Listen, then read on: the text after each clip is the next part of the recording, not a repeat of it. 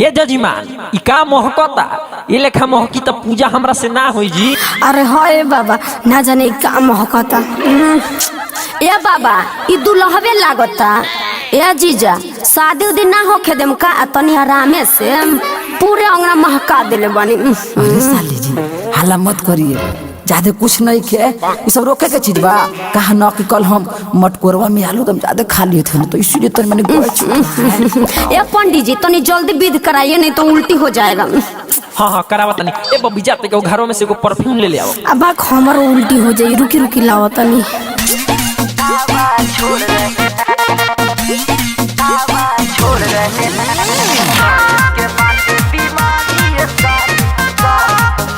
Music by Neha Studio.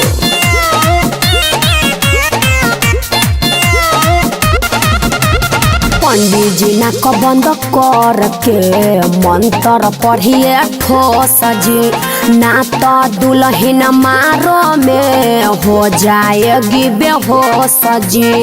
हाँ बेहोश हो जाएगी, दुल्हन बाथरूम के गेट पर सोती है। पंडित जी ना को बंद कर के मंत्र पढ़िए ठोस जी, ना तो दुल्हन मारो में हो जाएगी बेहोश जी।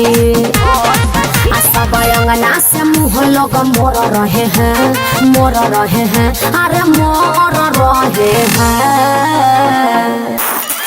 आगे मैया बुझाई सब मोरी खा के अले की बाप रे बाप हमरा से नहीं रहतो। ए साली जी रहा कि नहीं रहा ये सब रखने का चीज है। करिएगा मुरई खाए प्रॉब्लम है हमको। प्रॉब्लम है का प्रॉब्लम है जी? गैस के बाटे गैस के बाटे बीमारी है साली, यही से हवा छोड़ रहे हैं। अरे बाप गैस के बाटे बीमारी है साली, यही से हवा छोड़ रहे हैं।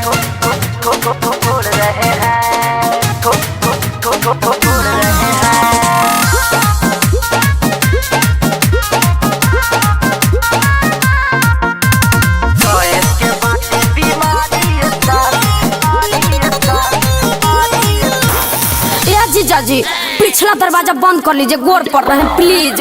बर्दाश्त करिए ना, एकदम नहीं रहा है प्लीज।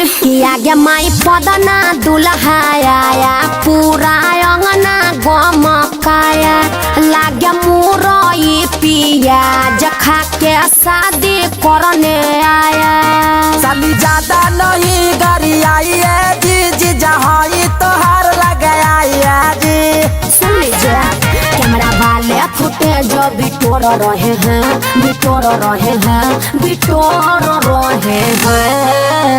कैमरे वाले भाई ये हमको पीछे से कब चिल्ले रहे हैं, जाके आगे से शूट करिए लीजिए। अरे जीजा जी लेने दीजिए, सब मजा तो पिछवे नु है। गैस के बाटे ये चुप रहिए। गैस के बाटे बीमारी साली, यही से हवा छोड़ रहे हैं। गैस के बाटे बीमारी साली, यही से हवा छोड़ रहे हैं।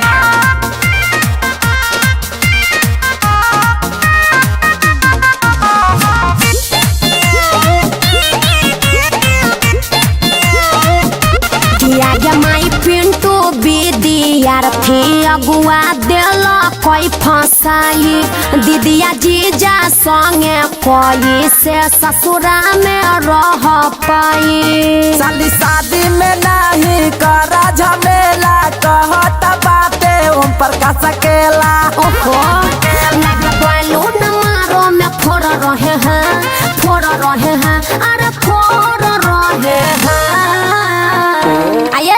दीदी देखना सब लोग बैलून फोड़ रहे हैं, जीजा जी तो गैस का टंकी फोड़ रहे हैं। अरे जीजा जी ऐसे कहे कर रहे हैं? सुनिए हाँ तो सुनाइए। गैस के बाटे ओफो गैस के बाटे बीमारी साली, यही से हवा छोड़ रहे हैं। लगता है गैस के बाटे बीमारी साली, यही से हवा छोड़ रहे हैं। अरे का कहे बौसीर भी हो गया, जाके पहले इलाज करवाइए।